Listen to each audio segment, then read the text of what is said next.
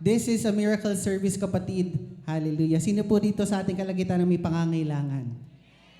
Lahat po tayo may pangangailangan. Church, handang tugunin ng Lord ang lahat ng iyong pangangailangan sa umaga na ito. Ang requirement lamang ay magpuri ka ng buong puso at kaluluwa sa ating Panginoon. Let's bless our Lord first and He will shower all the blessings, yung nararapat para sa bawat isa sa atin. Amen po ba? Kaya naman kapatid, sa mga oras na ito, patuloy nating alayan ng papurit pananambahan ng ating Panginoon. O dakila't mabuting Diyos, patuloy ka namin tinataas sa lugar na ito. Lord, we worship You, we'll praise You. Hallelujah. Nangangamba sa kawalan, pagpapala mo'y naging lahat. Di matatakot sa panganib, pagkat naririyan ka palagi. Di matitinag sa pagsubok, ang pagsama mo'y tiyak at lubos. Di mapipigil sa pag-awit, pagkat ikaw ay mabuti. Pagkat ikaw ay mabuti, ikaw ang aking pastol, hindi magkukulang. Sapat na at higit pa, ang biyaya mo'y sagana at umapaw. Sapat na at higit pa, sapat na sa lahat kong pangangailangan, higit pa sa lahat kong inaasahan. Wala nang ang mahilig pa, pagkat kay sapat na at higit pa. Salamat po ang Panginoon Jesus.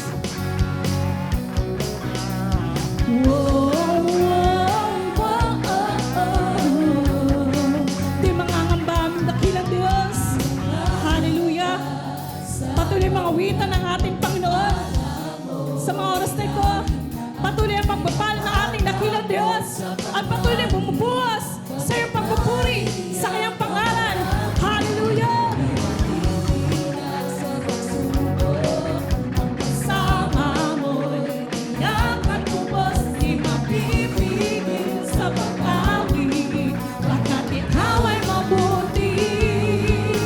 Pagkat ikaw ay mabuti, ikaw ang aking pastol, hindi magkukulang. Sapat na at higit pa, ang biyaya mo'y sagana at umapaw. Sapat na at higit pa, sapat na sa lahat kong pangangailangan, sa lahat kong inaasahan. Wala nang ang mahilig pa, pagkat ika'y sapat na at higit pa. Salamat aming dakilang Diyos, sapagkat ang iyong biyaya, ang iyong pagpapala sa amin, Panginoon, sapat na at higit pa sa aming mga buhay. Hallelujah!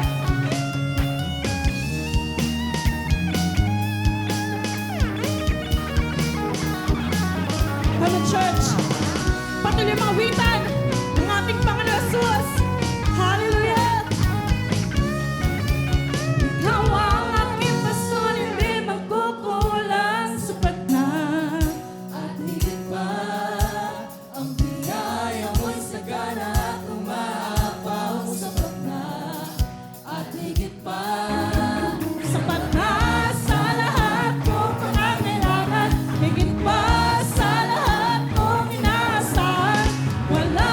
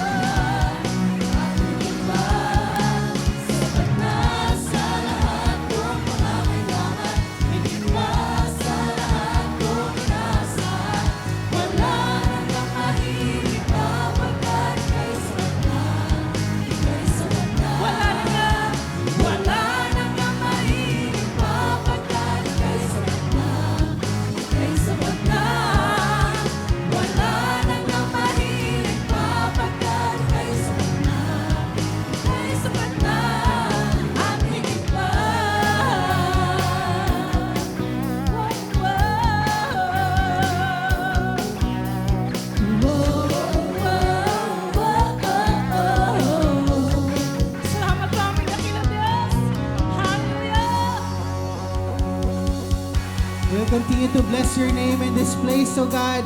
At patuloy ka namin nga alayan ng papurit pananambahan because you deserve all the praises and worship of your people. Come on, church. Tunay nga, hallelujah, bawat isa sa atin, bless na bless dahil sa ating Panginoong Jesus. Come on, church, clap your hands before the Lord.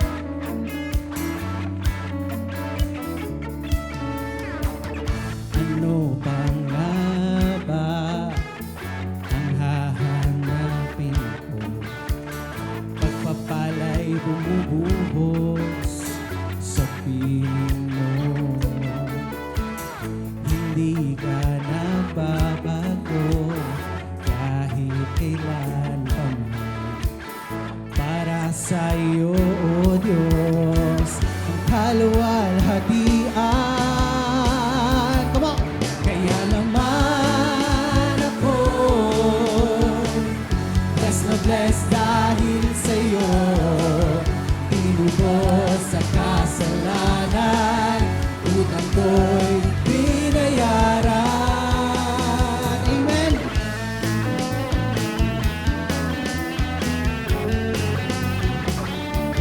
Awitin mo kapatid. Pag-ibig mo, Jesus, dakila at tapat. Binago ang buhay ko, inubos sa tabi mo. Kinalimutan pagkukulang ko. Maraming salamat aming Panginoon. Itinigay ang yaman mo. Kaya naman ako bless na bless dahil sa'yo. Pinubos sa kasalanan, utang ko'y binayaran. Kaya naman ako nag-enjoy sa blessings mo. Ika'y pasasalamatan, ika'y papupurihan, magpakailanman. Patuloy ka namin nga awitan, nagpupurihin sa aming kalagitnaan. O Diyos, we worship you, Jesus.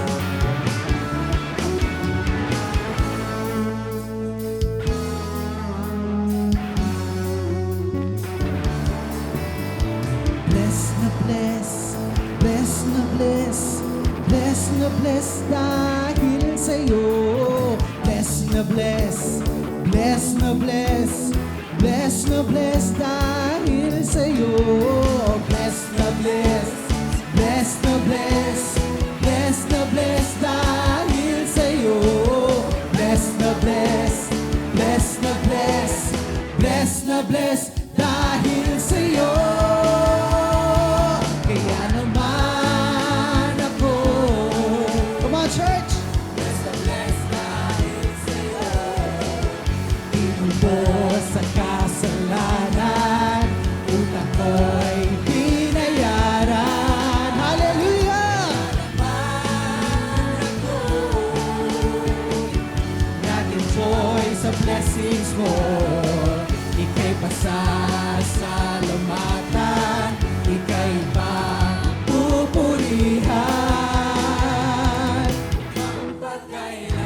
bless na bless, bless na bless, bless na bless dahil sa'yo.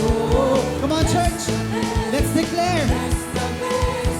Bless na bless dahil sa'yo. Bless na bless, bless na bless, bless na bless dahil sa'yo. Bless na bless, bless na bless, bless na bless dahil sa'yo.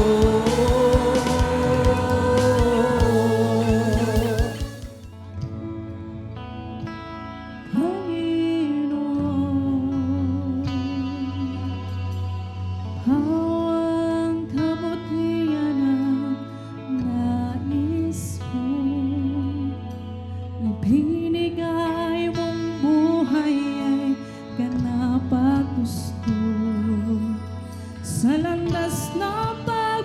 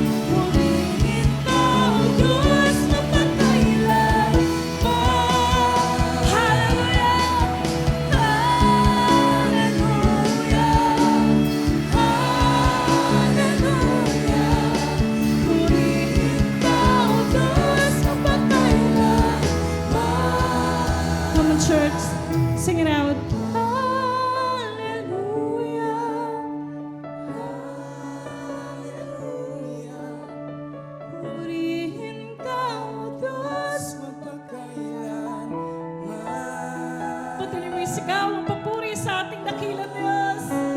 Hallelujah! We worship you, Jesus! Hallelujah! Ikaw, Diyos, magpakailanman. Diyos ng kabutihan mo ay Magpakailanman. Ikaw ang simula at katapusan.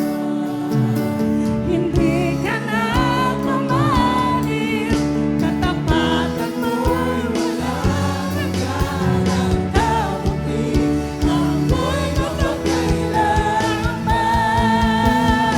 Diyos ng kabutihan mo, hallelujah, mapagkailanman.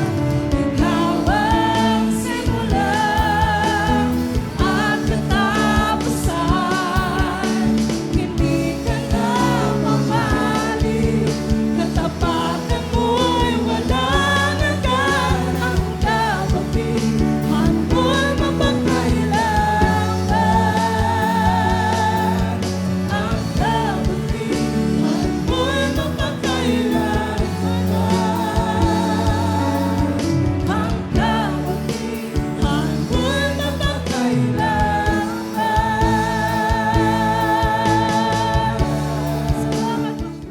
Kalooban ba ng Lord na tayo ay umangat sa ating mga buhay, maging mayayaman, pinagpala? Well, kabilang po yan doon sa magandang plano ng Diyos sa ating pong mga buhay. Now, kabilang po yan doon sa John 10:10 ng ating Panginoon sa ating pong mga buhay. I have come that you may have life and life to the full. Amen po ba mga kaibigan? And para matulungan po tayo makapanambalataya at maka-breakthrough doon po sa ating kabuhayan, hayaan po ninyo ibahagi ko itong topic na aking pinamagatang mga susi para sa pagpapalang pananalapi. What we have in the picture mga kaibigan ay yung isang masaganang ani po ng palay. Now, yung palay can be symbolical ng ating pong mga kabuhayan, ng ating pong mga pananalapi. Sino po gusto niya ganyan ang maging picture ng kanyang kabuhayan? Taas ang kamay. Amen? So I do believe lahat po tayo nais natin ng ganyang uri ng pananalapi sa ating buhay. Now, pag-usapan po natin ito sa pamamagitan nitong topic na aking pinamagatang mga susi para sa pagpapalang pananalapi. At ang text po natin ay narito po sa 2 Korinto chapter 9 beginning verse 6. Ito po ang sabi, ito ang ibig kong sabihin, ang nagtatanim ng kakaunti ay aani ng kakaunti at ang nagtatanim ng marami ay aani ng marami. Ang bawat isa ay dapat magbigay ayon sa kanyang pasya, maluwag sa loob at hindi napipilitan lamang. Sapagkat iniibig ng Diyos ang nagbibigay ng may kagalakan.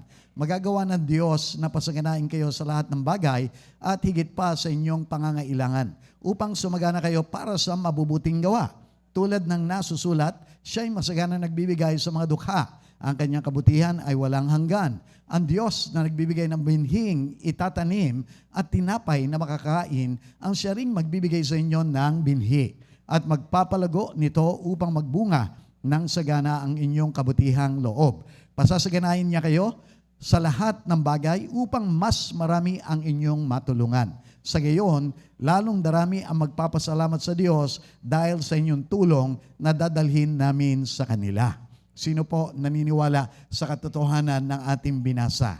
Amen? So kaya po tayong payamanin ng ating Panginoon for the right reasons. Dito po sa simpleng ating binasa mga kaibigan, let me share to you 3 letter S na siya po magiging susi para magkaroon tayo ng financial breakthrough. Ano po yung mga S na yon? Unang-unang susi sa pananalaping pagpapala ay yung tamang seed or binhi. Now, hindi po makakapagtanim yung isang tao mga kaibigan unless meron po siyang seed or binhi. Tama po ba mga kaibigan?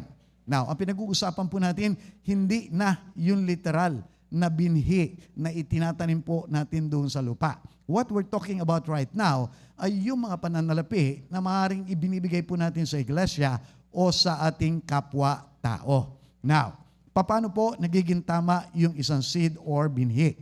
Pag-usapan natin, Ito po yung kaninang binasa natin. Ito ang ibig sabihin, ang nagtatanim ng kakaunti ay aani ng kakaunti at ang nagtatanim ng marami ay aani ng marami. Sino po rito gusto niya konti lang ang maani niya? Konti lang yung dumating na kabuhayan pananalapi sa kanya. Taas ang kamay. Wala. Sino po rito gusto niya marami yung pagpapala na darating sa kanyang buhay? Amen? So just about every one of us, mga kaibigan. Kaya lang mga kaibigan, dapat tama yung seed. Now, I say tama po yung seed o binhing itinatanim kung sapat po ito. What do I mean by this? Consider mga kaibigan, meron kang 1 hektarya na lupain na pwedeng taniman. Pero yung iyong binhi, kakarampot 1 dakot lamang. Now let me ask you, matataniman mo ba yung buong hektarya na yon? Chances are hindi po natin matataniman. Hindi po natin mamamaximize yung ating harvest o yung ating ani. Now, ang kalungkutan mga kaibigan, sa maraming pagkakataon, ganyan po ang ginagawa natin sa ating pong pagbibigay sa Diyos. Kaya nga po dito mga kaibigan, may sinabi po sa Aklat ng Malakiyas, chapter 3, verse 10, dalhin ninyo ng buong buo ang inyong mga ikasampung bahagi sa tahanan ng Diyos upang matugunan ang pangangailangan sa aking tahanan. Pakisabi nga po, buong buo. Now, tayo po mga kaibigan, lumalapit dito. Kanina lamang, nagbigay po tayo ng ating mga tithes and offering. But the question is, binigay po ba natin yung tamang binhi natin kanina? Let's say mga kaibigan, ano po ang 10% or ika po nung 100 na ating pong kinita? 10 piso. Let's say kumita po tayo ng 1,000. Magkano po dapat yung ating ipinagkaloob sa ating Panginoon? Dapat 100. Paano kung pinagpala ka ni Lord ng 10,000? Magkano ibabalik mo sa Kanya? Unfortunately, hindi po 1,000 yung ibinibigay ng marami. Pinanghihinayangan. Magkano lamang yung ibinibigay, ganun pa rin, 10 o kaya at the most, 100. Could this be the reason, mga kaibigan, kung hindi po natin nararanasan talaga yung breakthrough doon sa ating mga kabuhayan? May mga tao po kasi, even Christians at that, sinasabi, gusto ko magbigay, pastor, halos sapat-sapat lang. Minsan, kulang pa nga yung aking kinikita para sa aking sarili. Listen mga kaibigan, could that be the very reason kung bakit hindi sumasapat o parang laging kulang yung iyong kinikita? Kasi hindi ka nagbibigay kay Lord. Hindi ka nagtatanim kay Lord. Now, bakit kaya hindi natin baguhin? Sinubukan na lang din naman na po natin ang hindi magbigay ng tama in the past. Pero wala nangyari sa atin. Tama po ba? Bakit hindi naman natin subukan ngayon magbigay ng tama sa ating Panginoon? At tignan natin kung tayo nga po ay Kanyang masaganang pagpapalain. Amen. Now, ano po yung mga uri ng seed o binhing pwede nating itanim? Let me share to you 3 bagay mga kaibigan. Una, yung ating po mga ikapo. Pangalawa, yung ating mga kaloob sa iglesia. At pangatlo, yung ating po mga tulong sa ating kapwa. Yung unang dalawa, yung po ay ating ibinibigay dito sa iglesia. At yung pangatlo, maaaring ibigay po natin directly doon sa ating kapwa-tao na mga nangangailangan. Now, I want you to understand mga kaibigan, na lahat po itong mga nakalagay dito, ito po ay ipinag-uutos sa atin ng Diyos. At dahil ito po ay pinag-uutos sa atin mga kaibigan, gaya no nakasaad doon sa Deuteronomy chapter 28, pag ito po ay ating tinupad, sinunod, meron po mga pagpapalang darating sa atin. On the other hand, kapag ito naman po ay sinuway at hindi natin sinunod mga kaibigan, meron pong sumpa na bababa naman sa atin. Tanungin ko po kayo mga kaibigan, ano po ang gusto ninyo dumating sa inyong mga buhay? Pagpapala ng Diyos o sumpa ng Diyos? Hallelujah! Kung gusto mo ng pagpapala, sumunod ka, gawin mo ang mga bagay na ito, kaibigan. Now, alam ko po, mga kaibigan, maaaring sabihin natin, hindi madaling gawin pastor. As a matter of fact, mga kaibigan, marami po sa atin, maaaring sabihin, yung ikapu nga lang inaku po na nga ang nababanggit ko meron pa ng mga kaloob, tutulong pa ako doon sa aking kapwa, parang ang hirap yata. Listen now mga kaibigan, marami po sa atin, pinipili nating itikom yung ating mga kamay doon sa pagkakaloob sa iglesia, pagkakaloob doon sa ating kapwa. Pero listen now, the very same hands na nakatikom doon sa ating iglesia, doon sa ating kapwa, nakatikom din po yan para tumanggap ng pagpapala ng Diyos. Let me ask you, kapag ang kamay po ba nakatikom, makakasalo po ba ito ng pagpapala? Hindi. Could that be the very reason, mga kaibigan, kung bakit hindi rin po tayo nakakatanggap ng masaganang pagpapala ng ating Panginoon? Baguhin po natin, mga kaibigan, meron pong pangako doon sa Kawikaan, chapter 11, verse 24. Yung pong mapagbigay, yumayaman, pero yung tikom ang kamay, naghihirap. Sino po gusto yumaman dito sa kanyang buhay? Taas ang kamay. Buksan mo yung palad mo para sa Diyos, para sa iyong kapwa at the same time. Amen po ba, mga kaibigan? Now, let me continue. At ano po yung tamang pananaw para dito sa ating seed or binhi? Ano po yung dapat nating ginagawa? Unang-una, mga kaibigan, huwag po nating kakainin o babawasan yung ating binhi. Let's say, mga kaibigan, kumita po tayo ng 10,000 doon sa loob ng isang buwan. Magkano po yung dapat nating ipinagkakaloob doon kay Lord? Dapat meron po tayong 1,000. Kung tayo po ay gumagawa ng budget, hindi na po dapat natin ginagalaw yung 1,000 na yon at bagkos itinatalaga na po natin kay Lord. Yun po yung seed natin. Yun yung pagpapalain ni Lord. Now, hear me, mga kaibigan, yung mga magsasaka, alam po nila yung konsepto nito. Sila Pastora Sonia, meron po sila mga bukirin doon sa probinsya. Ano sabi nga po niya, pag sila po nag-harvest ng palay, yung iba kakainin nila, ipapakiskis nila. Yung iba ibibenta nila. Pero may bahagi po doon sa kanilang tinanggap na harvest, hindi po talaga nila gagalawin. Yung po yung kanilang itatanim doon sa susunod naman na taniman. Listen, mga kaibigan, ito po problema sa atin. Marami sa atin kinakain natin, pati yung dapat nating itinatanim na binhi. And when that happens, mga kaibigan, wala pong mapapagpala ang Diyos sa ating po mga buhay. Kaya magsiyasat tayo, mga kaibigan. Kinakain po ba natin? Binabawasan po ba natin? O minsan inuutang pa natin kay Lord yung ating po mga ikapo. Listen, mga kaibigan. Hallelujah. Tayo utang kalimutan. Pero si Lord, yung pangako natin, naaalala niya, sisingilin niya tayo doon sa ating mga pagkakautang na yan. Amen po ba? Kaya huwag po natin kakainin o babawasan. At manampalataya po tayo, mga kaibigan, na magbubunga ito ng masaganang ani para sa atin.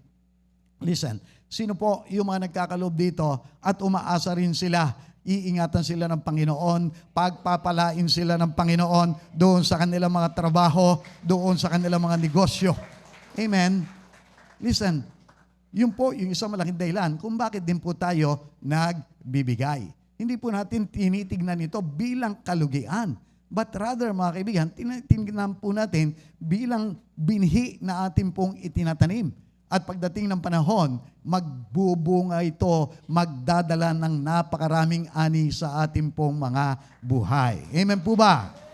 Pakisabi mo sa iyong sarili, maghintay ka lang. Parating na ang ani. Amen. Now, pangatlo, mga kaibigan, humingi rin po sa Diyos ng ating seed or binhi. Ito po yung issue, mga kaibigan, na marami po mga tao, maging nating mga Christians. Ang pananaw po kasi natin, sa akin nga lang kulang pa eh. Bakit pa ako magbibigay sa church? Bakit pa ako magbibigay doon sa aking kapwa-tao? Now, mga kaibigan, I want you to understand, kung tama ang ating puso, pwede po naman po tayong humingi sa Diyos. At ito po yung kanyang pangako sa atin.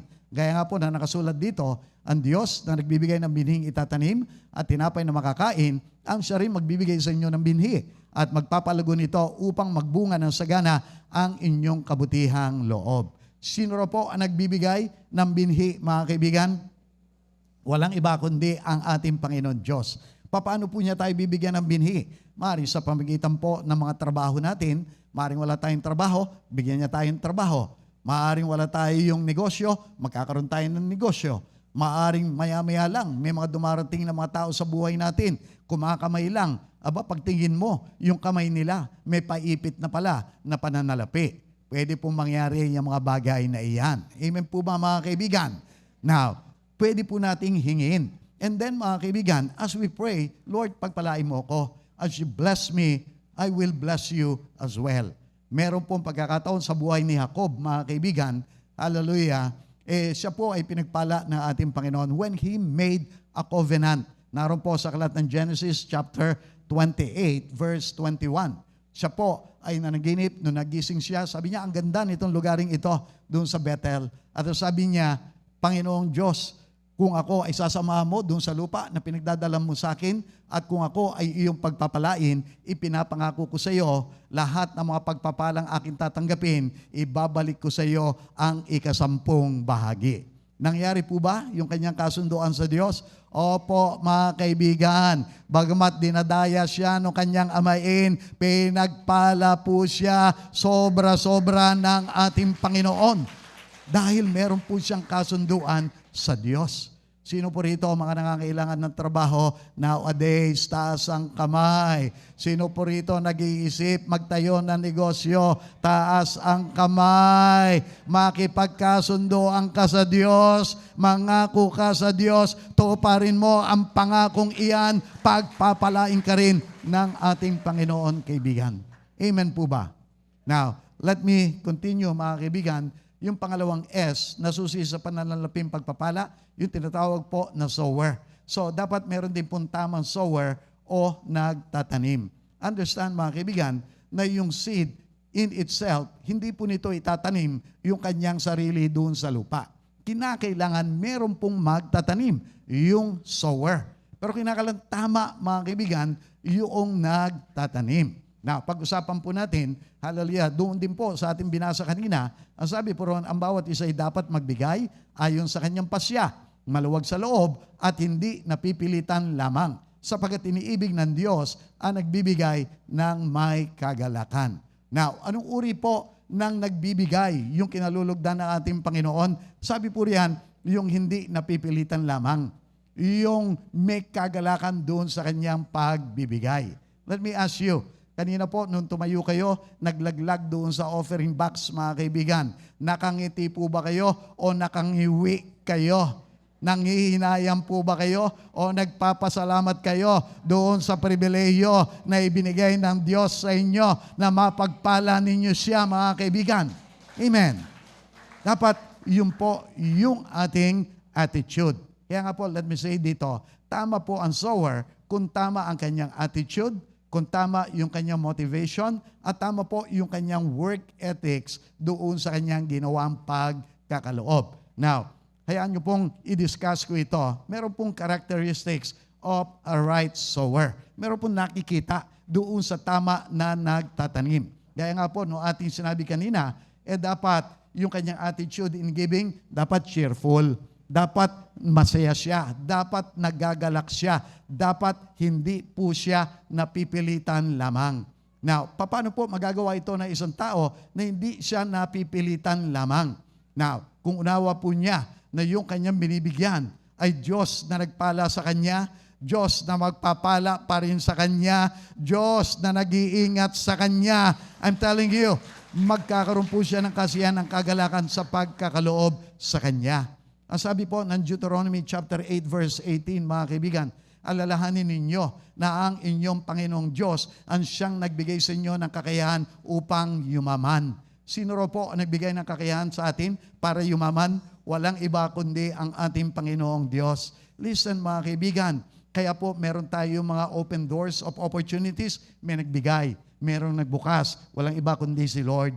Kaya po tayo buhay hanggang ngayon. Meron pong nagbibigay sa atin ng buhay, si Lord. May nagbigay ng talino, may nagbigay ng kakayahan, may nagbigay ng lahat-lahat ng ating pangangailangan. Walang iba kundi ang ating Panginoon. Pag binalikan mo yan, mga bagay na yan, inalala mo yan, I tell you, magkakaroon ka ng kasiyang kagalakan sa iyong pagkakaloob. Tama po ba mga kaibigan?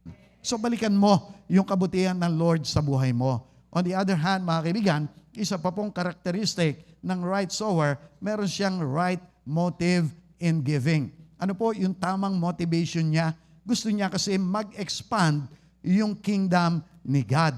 Listen now mga kaibigan, hindi ko alam kung ano yung dahilan, bakit po kayo nagkakaloob. Pero kung mali yung ating dahilan ng pagkakaloob, maaaring hindi po natin tanggapin yung kaluguran at pagpapala ni Lord.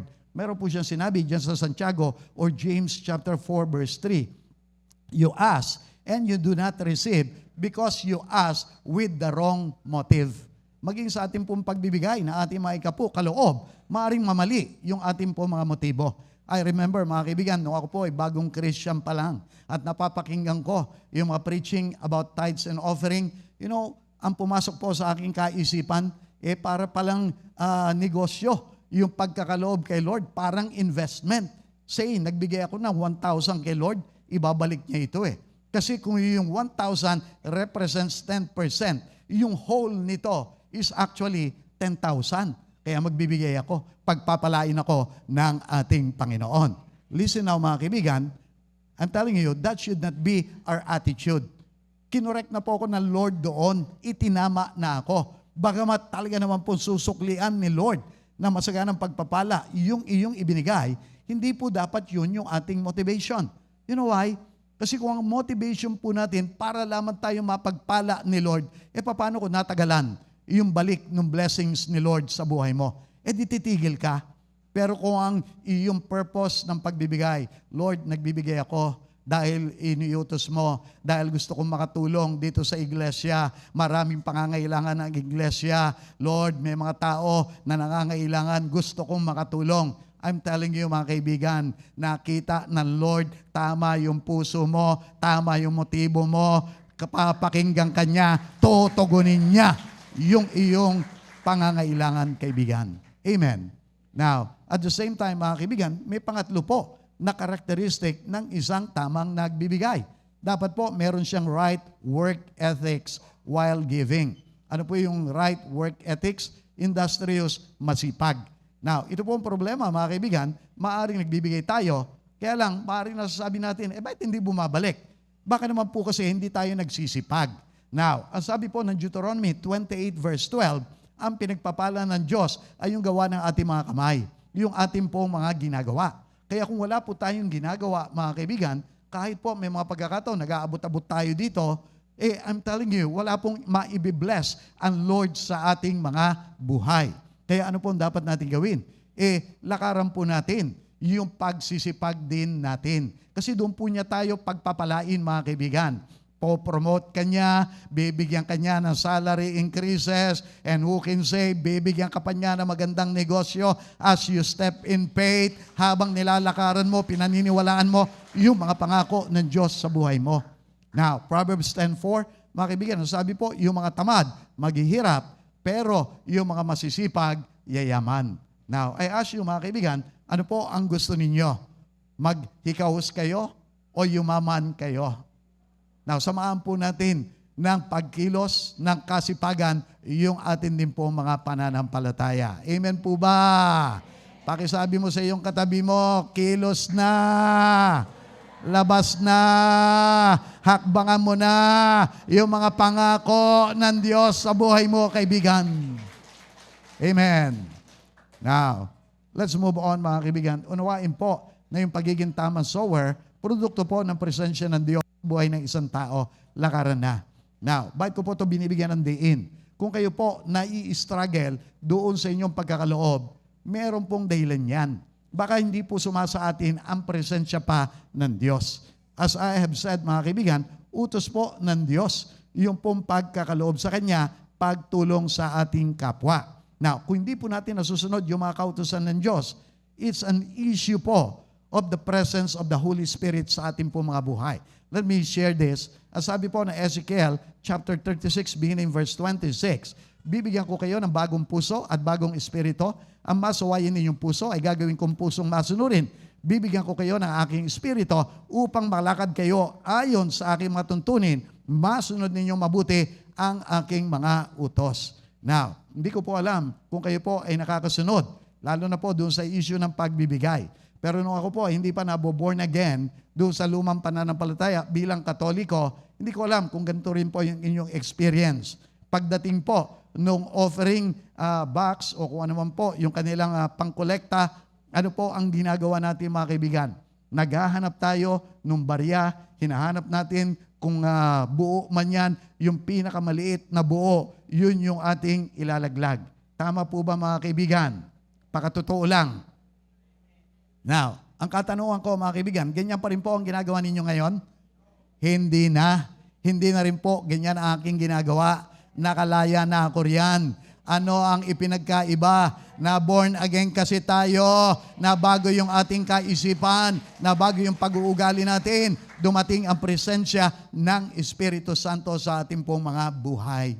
Listen, for those na maaaring nagtatanong, Pastor, paano ko malalaman na sumasakin ang Espiritu Santo? Espiritu nga siya, hindi ko siya nakikita. Simple lang. Tignan mo kung nakakasunod ka sa mga utos ng Diyos, isama mo na yung utos patungkol doon sa pagbibigay. And I'm telling you mga kaibigan, kung ikaw ganun ka pa rin, tikom pa rin yung iyong mga kamay sa pagbibigay kay Lord sa iyong kapwa, chances are hindi ka pa talaga nabuborn again. But what can we do? Tanggapin po natin ang ating Panginoong Heso Kristo. Siya po ang nagpapadala ng Espiritu Santo na magdadala naman ng tunay na pagbabago sa ating po mga buhay. Amen po ba? Now, let's move on. Last point, mga kaibigan, susi sa pananalaping pagpapala. Last S, tamang soil o lupang tinataniman. Now, I want you to understand, maaring meron kang seed, maaring meron kang sower, pero kung wala kang soil o lupa na pagtataniman, wala ka pa ring maha-harvest. Tama po ba mga kaibigan? Now, ang katanungan lang, Pastor, ano yung pagtataniman namin? Yung pera ba namin? Yung tithes ba namin? Doon sa lupa, ibabaon namin? Hindi po. Dito sa iglesia, mga kaibigan, unang-una. Yung soil na tinataniman po natin, letter A, yung mga iglesia. Bakit po? Ang sabi po rito, yung ating binabasa kanina, dalhin ninyo ng buong-buo ang inyong mga ikasampung bahagi sa tahanan ng inyong Diyos upang matugunan ang pangangailangan sa aking tahanan. Now, ito pong church na ito, mga kaibigan, Christ above all, isa po ito doon sa mga tahanan ng ating Panginoong Heso Kristo. Sino po naniniwala? Narito ang presensya ng ating Panginoon, ang kanyang kapangyarihan, ang kanyang mga pagpapala. Amen. Kaya mga kaibigan, ginagawa po natin, hindi lamang po tayo basta-basta dumadalo, nakikinig, umaawit. Ginagawa rin po natin yung isa pa nating gawain, yung pagkakaloob ng ating mga ikapo at ng ating mga kaloob. Tama po ba mga kaibigan? Bakit? Kasi meron po mga pangangailangan dito mga kaibigan. Enjoy nyo po ba itong malaking lugar na ating kinalalagyan? Malaki po bayad natin dyan. Enjoy nyo po ba yung malamig na aircon? Malaki po ang bayad sa kuryente. Enjoy nyo po ba yung mga bumibisita sa inyo, mga kaibigan? Yung mga field ministers natin? Well, may mga sasakyan din po yan na nangangailangan ng gasolina. Kumakain din po yan. May mga bahay din po yan na mga tinitirahan, may mga gastusin. Nag-i-enjoy po ba kayo doon sa ating libreng Bible School, mga kaibigan? Libre nga, may t-shirt ka pa pag dumalo ka ron May libre ka pang merienda. Nai-enjoy nyo po ba yung mga fellowship natin dito sa iglesia? Libre po ang kainan, mga kaibigan. Listen, mga kaibigan, pati po doon sa mga walang pamasahe para lang po makarating dito. Binibigyan pa natin ng pamasahe. Nagre-renta pa po tayo ng mga vans. Makarating lang ang mga tao rito. Maakay lamang po natin sila sa ating Panginoong Heso Kristo lumago. Listen mga kaibigan, marami pong gastusin. Pero guess where? Saan manggagaling ang ating pananalapi? Galing kay Lord. Pero salamat, idadaan muna sa mga bulsa, sa mga pitaka ninyo. 10% lang nun ang kukunin niya. O di napagpala tayo mga kaibigan. Can you imagine? Pwede naman sana, idiniretso na sa amin. Pero hindi Idinaan muna dyan sa mga bulsa, pitaka, bag ninyo At 10% lang yung kanyang kukunin. Amen po ba mga kaibigan? Pero mga kaibigan, saan pa po yung maaari nating lupa na tataniman? Doon sa ating po mga kapwa-tao. Dahil nga po, nung sinabi rito, pasasaganain niya kayo sa lahat ng bagay upang mas marami ang inyong matutulungan. Alam po ninyo, may mga kakilala ko, na-share ko na in the past, yung aking kapatid doon po sa Japan, napaka-open po ng kanyang kamay, napaka-open ng kanyang heart para sa pagtulong sa church, pagtulong po sa mga taong nangangailangan. At alam po ninyo, hindi sila nauubusan mga kaibigan Maraming pagkakataon, nagugulat siya. Sinishare niya, naku, ito na naman, may dumating na naman mga pagpapala, meron palang pinuntahan, meron palang eskwelahan na pinuntahan yung aking asawa. Nag-check up pala siya ng mga estudyante doon. At pagkatapos binayaran siya, pinadala doon sa kanilang account ng napakalaking halaga. Alam po ninyo, pag may mga ganong pagkakataon nangyayari sa kanya, hindi po niya iniisip na, saan ko kaya ito dadalhin? Saan kaya namin ito gagastusin? Saan naman kaya kami magbabakasyon? You know what? Ang unang tanong niya, Lord, bakit kami ipinadalang ganitong kalaki? Sino ang gusto mong tulungan? Para saan itong pananalaping ito? Listen now mga kaibigan, kung ganun din po ang inyong heart, makatulong sa iglesia, makatulong sa kapwa, maaalala po lagi kayo ng ating Panginoon doon sa panahon na nagbubuhos po siya ng mga pagpapala. Amen po ba? Now mga kaibigan, last time na nag-preach ako, ang isa pong matabang lupa na maaari nating pagtaniman, I'm telling you, yung ating mga magulang. Bakit po? Ephesians chapter 6, beginning verse 1 hanggang verse 3. Ano yung sabi ron? Mga anak, igalang ninyo, sundin ninyo yung inyong mga magulang dahil ito ang unang kautusan na may kalakip na pangakong pagpapala. Hahaba ang inyong mga buhay, magiging masagana ang inyong mga buhay. Listen now mga kaibigan. Sino po ang mga anak dito? Taas ang kamay ng mga anak dito. Lahat tayo, mga anak tayo. Now listen now mga kaibigan. Hallelujah. Huwag mong tipirin yung iyong magulang. Lalo na sa kanilang katandaan. Alalahanin mo, tulungan mo, nagtatanim ka. Ang Diyos ang magbabalik sa iyo, kaibigan. Amen po ba? Now, I have seen this, mga kaibigan. Yung aming pakikitungo sa aming mother at yung pakikitungo ng anak ko sa aming mag-asawa. At nakita ko, tuloy-tuloy po, yung pagpapala ng Lord sa aming po mga buhay. Now, listen mga kaibigan. Hallelujah. Pastor, how do I know kung mataba, maayos yung lupa, yung iglesia, o yung mga tao na aking tutulungan, pagbibigyan ng aking ikapo, ng aking pananalapi? Alam po ninyo, doon sa aklat ng Mateo, chapter 13, beginning verse 3, meron pong parable of the sower si Lord. At doon po, nagkaroon tayo ng good understanding kung ano yung pong matabang lupa na maaari po nating paglagakan ng ating mga binhi. Ano-ano po yon? Meron pong tinatawag na road soil, meron pong tinatawag na rocky soil, meron pong tinatawag na thorny soil, meron din pong tinatawag na good soil. Now, initially, doon sa original na passage, mga kaibigan, yung binhi na itinatanim ay yung Word of God. But using the same principle, mga kaibigan, this time, yung ating mga pananalapi na ating tinatanim, tingnan din po natin anong uri yung ating pinagtataniman. Kung doon sa unang tatlo, mga kaibigan, madidisgrasya, mapapahamak yung ating binhi. Hindi po magbubunga iyan. Pero kung tayo po ay magtatanim doon sa pang-apat, doon sa good soil, ito po ang mangyayari. Ang sabi po riyan, still other seed fell on good soil where it produced a crop 160 or 30 times what was sown. Now, listen now mga kaibigan. What am I saying? Meron po mga iglesia na lumalago. Why? Kasi ginagawa po nila yung nais ni Lord na kanilang gawin. At yun po ay isang matabang lupa. May mga tao po, mga kaibigan, na talagang nakakailangan ng ating tulong na pag tinulungan natin, hindi po nila aaksayahin yung tulong sa kanila. Kaya mga kaibigan, magbubunga po ito ng kabutihan para sa kanila. Later on, nagagamit pa rin po sila ng Diyos. Sila naman po ang tumutulong din sa iba. Now, ang katanungan ko mga kaibigan, anong uri ng lupa ang Christ above all? Ano po uri tayo mga kaibigan? Alin tayo doon sa apat na naririyan? Now, listen na mga kaibigan. Meron pong pagkakataon, nung tayo po inaroon pa sa lugarin ng CAA, meron pong isang pastora na bumisita sa atin, nakipagkwentuhan sa akin, at ang sabi niya, Pastor, bakit dito kayo sa CAA naglagay ng church? Paano na yung inyong mga pangangailangan? Sabi ko, ano ibig mo sabihin, Pastora? Sabi niya, may hirap yung mga tao dito sa lugar ng CAA. Sabi niya, kaya nga yung mga iba, hindi sila nagtatayo ng church dito Ministry lang, pabisibisita lang sila rito, feeding lang. Pero mahirap kasi magtayo dito Paano na yung mga gastusin ninyo?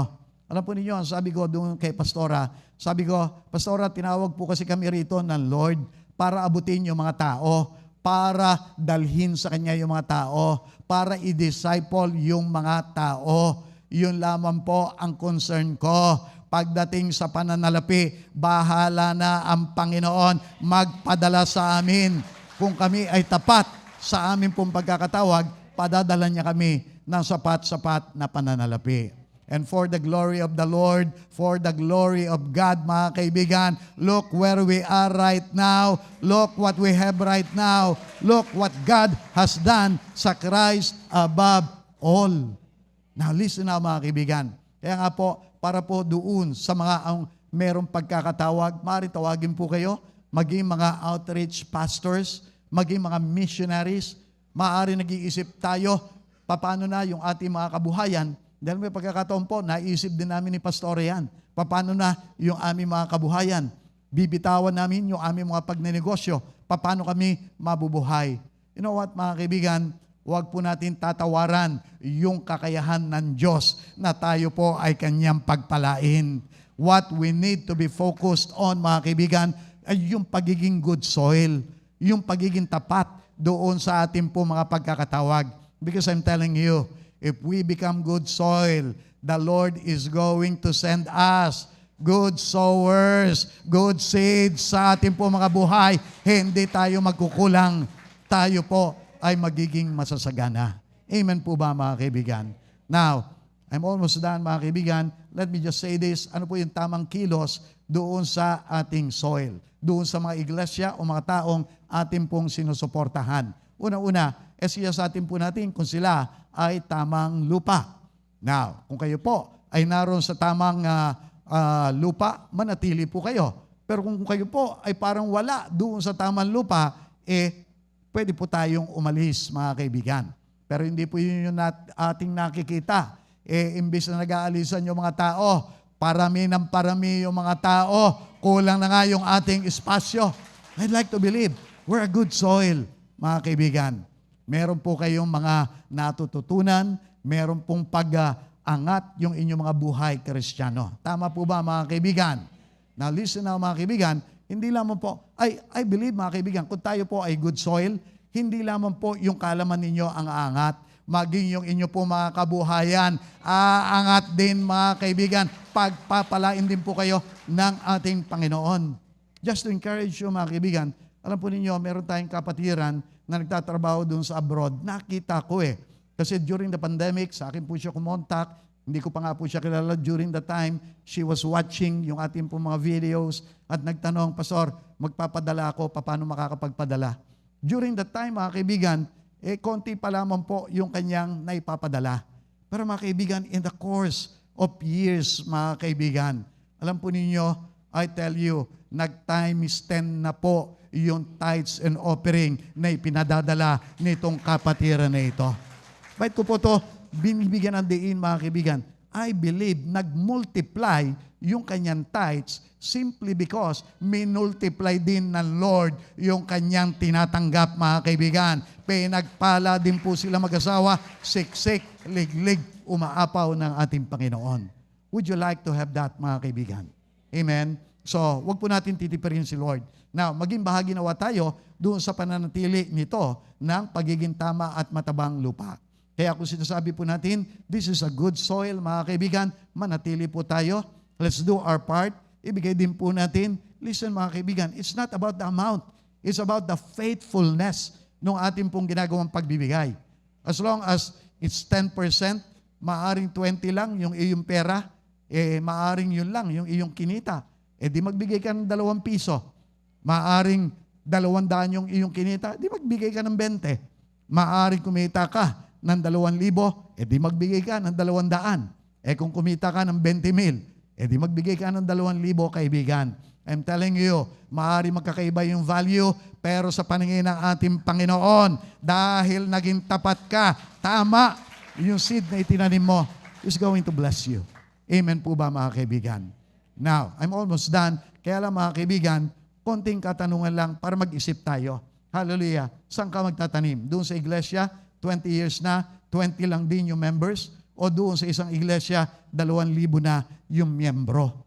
Listen mga kaibigan, kaya hindi lumalago. Perhaps hindi mataba yung lupa. Perhaps mali yung mga sowers na naroon. Perhaps mismanage po yung iglesia. I'm not judging any church mga kaibigan. Ang ginajudge ko po, tayo na naririto mga kaibigan. Amen po ba? Now, kung tayo naman po ay tutulong sa ating mga kapwa, tignan din natin. Meron po nang hihingi sa atin tulong para sa pag-aaral. Sino yung tutulungan natin? Yung estudyante na tamad, 10 taon, hindi pa matapos yung high school? O alam natin, yung isang kabataan, nagsusumikap, nag-working student nga, makapag-aral lang, makapagtapos lamang. I guess alam po natin kung sino yung dapat po natin tinutulungan at pinagtataniman. Amen po ba mga kaibigan? So bilang pagtatapos, let me just say this, set free God's financial blessings in your life. Dapat, ganyan dapat paldo dapat yung ating pong mga pitaka. Pakitanong mo nga yung katabi mo, gusto mo ganyan ka, paldo? Ha? Kaya lang mga kaibigan, marami O nga, paldo, kaya lang, ayun na, nakalagay, hindi mabuksan Nakakadena, nakakandado pa. Okay? Now, set free. Palayain mo. Palayain mo yung pitaka mo. Now, paano? Plant the right seed in the right soil and then with the right sower in you. At sabihin ko sa iyo, lalaya ka financially, makaka-breakthrough ka sa buhay mo, kaibigan.